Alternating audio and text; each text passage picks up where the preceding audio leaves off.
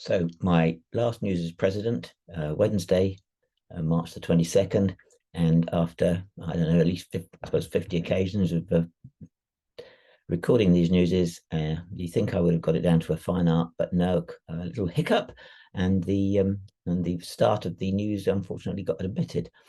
So during this, I referred to the grand opening of the new clubhouse, which we had last Saturday, opened by the Mayor of Bromley and supported by many of those who helped bring the project to fruition. And then went on to talk about the big opening of the whole centre, the track, etc., with a track meeting, which is going to take place in April. And at that point, we can get back to the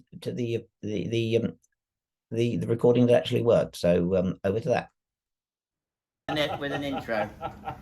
So going back to the international match on the 15th of April with the teams from Ireland and the Channel Islands, we are looking for a few volunteers. We need a lot of people to help with that. So particularly on the officiating side, there's plenty of highly qualified officials like myself, level 1, whom you can sort of work with. So, and it's quite enjoyable. It doesn't take up your whole afternoon. You just be asked to cover 1 or 2 events. So if you're interested in doing that, please let me know, or the track and official secretary, who is John Hubbard, please. Thank you very much. Right, so moving on to actual real athletic events that took place over last weekend, and we'll start off with the English Schools Cross Country Championship, which was up at Nottingham, Woollerton Park. This is the highlight of the schools year. You get there's 46 different counties attend, and each county picks their 8 strongest athletes with 4 reserves. The standard is pretty high. We had 12 athletes representing club members who were running as selected, and we had another 8 who were selected as reserve. The highlight of the weekend was young Joe Scaines winning the junior race for the boys. So he's had a very good season. He ran a very mature, strategic race, and cunningly sprinted past to win by about 5 seconds in the end. And as a result of that, he's selected to run for England in the Schools International Athletics Board this coming weekend in Liverpool. So that's an international match against Scotland, Ireland, and Wales. So Joe will be running. Yeah.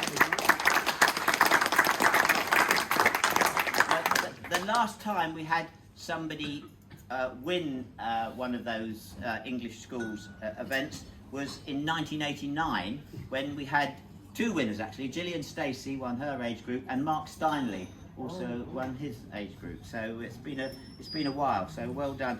So Joe was first. Not far behind him, Joseph Hill, who's been behind him quite a lot of this season, was 19th, and Lucas Elmquist wasn't far behind, and they helped Kent win 2nd prize in the team competition. So I think that's probably Kent's best position, wasn't it, Paul? Yeah.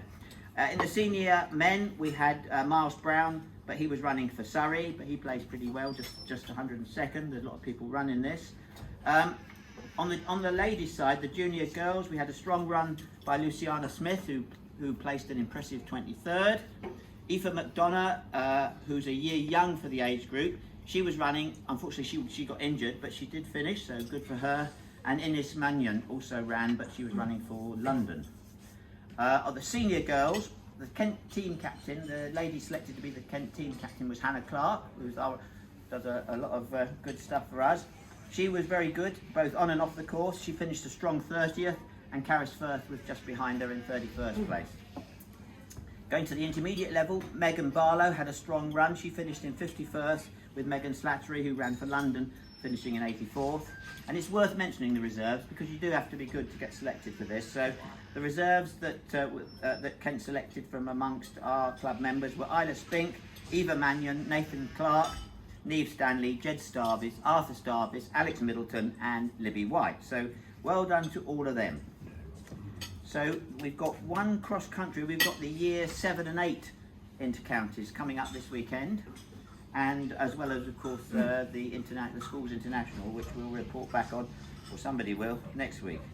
So thanks to Paul Ostrich for a report on that event. He was there, saw it all happen. Meanwhile, further south, back here, we had the Kent Indoor Championships at Lee Valley. And interestingly, a number of the runners who ran on Saturday up at Woollerton came down and ran on the Sunday for in the Kent Championship. So good on them. So we had an amazing number of club members winning Kent medals. So if I start off with the senior women, we had 1 gold and 4 silvers. So Morgan Squibb won the 800 metres and was second in the 1500 metres. Claudia Baker was second in the long jump, and Chanel Cole was second in the 200 and 400 metres. Coming down to the under-20s age group, we had 4 golds, 5 silver and 4 bronze. So Cameron Kelly-Gordon won both the 4 and 800. In the 800, she was followed home by Lily Mears. And in the 400, we had a 1-2-3. Cameron was first, second was Faith Milpassi, and third was Olivia McGee-Brown. Hannah Clark, who I mentioned earlier, was the Kent captain on the previous day. She ran in the 1500 metres and was first. Jessie Sargent was first in the high jump, and second in the long jump, and third in the 60-metre hurdles. On the triple jump, Emily Aljaya was second, and Tiana Haynes was third in the 60 metres and the 200 metres. And finally, in the 2K walk, Abigail Smith was second. So the under-20 ladies did very well. Having said that, perhaps the highlight of the results for us was in the under-17 ladies, where we had 7 golds, 2 silver and 2 bronze. And in the triple jump, Kiti Ukpai won the triple jump with a jump of 12.08 metres, which was a championship record and extends her UK #1 ranking. It makes her 26th in the world rankings for under 18. And she's not actually under 18 yet, because she's not 15, I don't think, until later this year. So she's actually 5th in the world for somebody of her age. So that's very impressive. Now, having come first in the triple jump, she was also second in the long jump, which our own Daisy Snell won. And in turn, Daisy Snell was second in the 60-metre hurdles. In the shot, we had Tallulah Ndikanu, who was first. In the 1500 metres, Megan Barlow was first. Alicia Furler won the 300 metres, Nina Witter won the 200 metres, and then Matilda Schilland was third in the 800 metres, and Zara Okaro Afo was third in the 60 metres. So, amazing number of successful runs there. Moving down to the under-15 ladies, where there was a mere 3 golds, 4 silvers and 1 bronze. So in the shot, Amelia Adisi was first. In the high jump, Heidi Coulson was first with a PB. Chisholm Boniface was first in the long jump and second in the 60-metre sprint. Leah Kuriaku was second in the 800 metres and the 300 metres, with Abigail Williams just behind her in third. And then finally, Luna Corrie was second in the pole vault. So it's not bad for her first season, I think, at pole vault. Moving on to the men then. Senior men, we had 1 silver, Charles Naughty, 60 metres, and 1 bronze, Matt Ellerton, in the 2K walk. And then, having done that, his son, Johnny Ellerton, was competing at the under-20 level, and he won the 2K walk for the under-20s in a championship best time of 10.23 minutes, or 10 minutes, 23 seconds. Still on the under-20s, we had a 1-2 in both the 1500 and the 800 metres. Both races were won by Thomas Sugden. Remember that name, because we'll come back to it when we do the closing 5. And behind him in the 1500 metres, second place was Arthur Starvis, and second in the 800 metres was George Shaw. Still with the under-20s, Bryden Duncan won the shot. Chinedu Nduku was second in the long jump, and Oscar Whitcomb was second in the pole vault.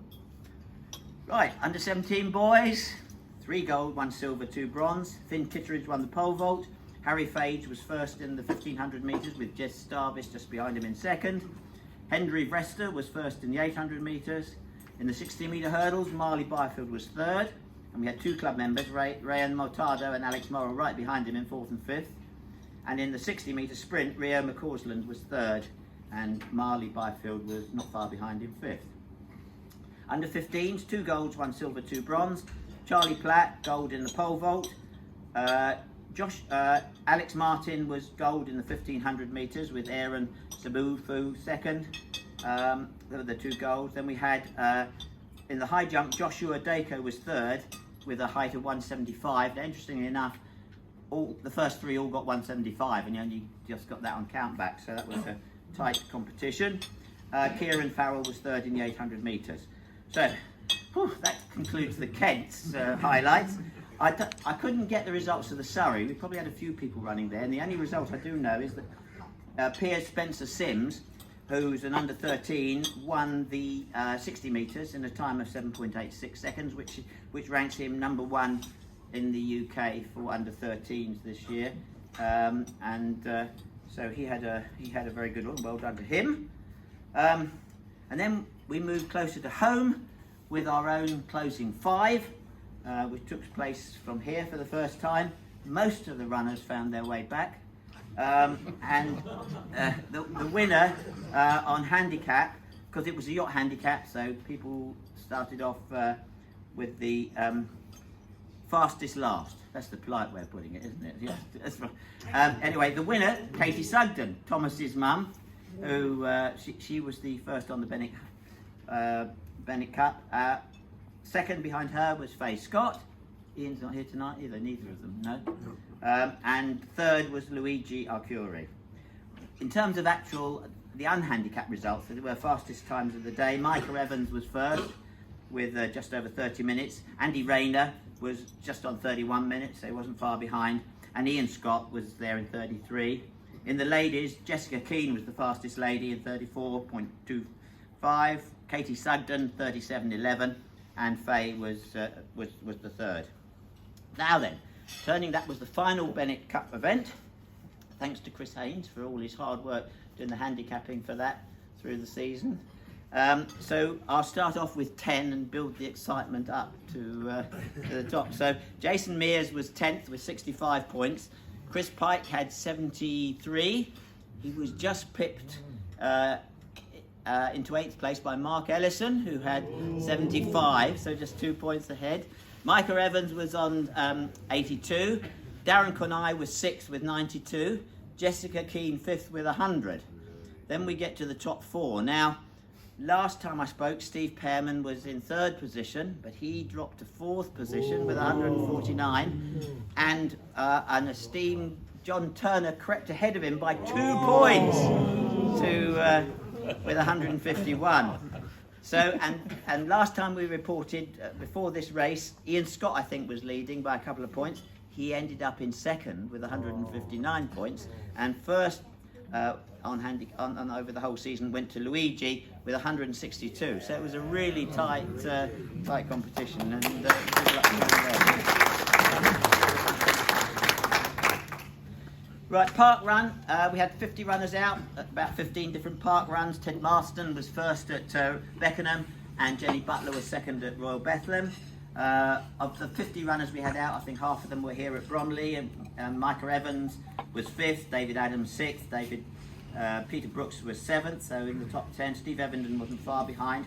On the ladies' side, Rowan Pearson was 4th, Sophie Tran was 7th, with Sarah Bellon just behind her in 8th, and just behind her was Freya Pearson in 9th, and just behind her was mum Ashley Pearson. And just behind them, but 75th on the men's scale, was Colin. They were at the same time, but that's the way, such is life. Right, so this weekend coming, we've got the World Indoor Masters, which is in Poland, Mr. Ostrich tells me, and we've got Ian Furless competing, and so is Clem in the pentathlon and some individual events. Dwayne Bavell will be there for the sprints, Steve Langdon for the throws, and Ashley Reed for the long jump. So we'll look out to see how they do next week. Looking a bit, and we've got the inter-schools, years 7 and 8, which I mentioned earlier. Looking a bit further ahead, we've got the Ted Pepper race on the 1st of May. So that's, entries are open for that now. You can get it on the Nice Work site, or if you just Google 10 Pepper 10K, you'll get the site which will enable you to enter online. We're probably still looking for some marshals for that, so let me know if you're interested in doing that. The other thing I wanted to mention tonight was, there used to be a tradition, which I think has died a bit, that the president always had a charity. And many years ago, when he was president, Dick Griffin started supporting the Kent, Surrey and Sussex Air Ambulance, and he's kept it on, and I don't know to what extent the club members have contributed, but he certainly worked hard at it. And we received a certificate from the Kent, Surrey and Sussex Air Ambulance certifying that over the last however many years it is, we've presented £25,010 to them. So Dick, congratulations on that.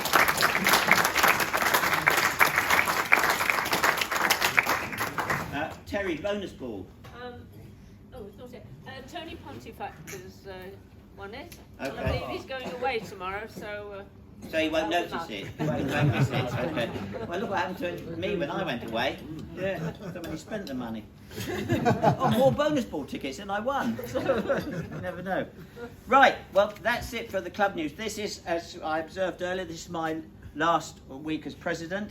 I have had the club's had a great year. I mean, first of all, in terms of athletic success, we've had success at national, international level, as well as local level. We've moved into our new clubhouse. It has been quite a milestone year. I have some very happy memories from my initial baptism of not fire but of dunking into the English Channel in Jersey shortly after I became president, and some very, very cold water in April. Having various implements thrown at me as I stood in the field trying to officiate was another highlight of the year. But seriously, being up in Manchester to see us win both YDL age groups, being in Castellón to see the way the team supported each other as we narrowly, well, we came second in the European Junior Club Championship, and then more recently at the National Cross Country, when we had everybody together, all the age groups, team managers, coaches, and a lot of past presidents and others all there for a big meal after the Nationals, and that was a great occasion.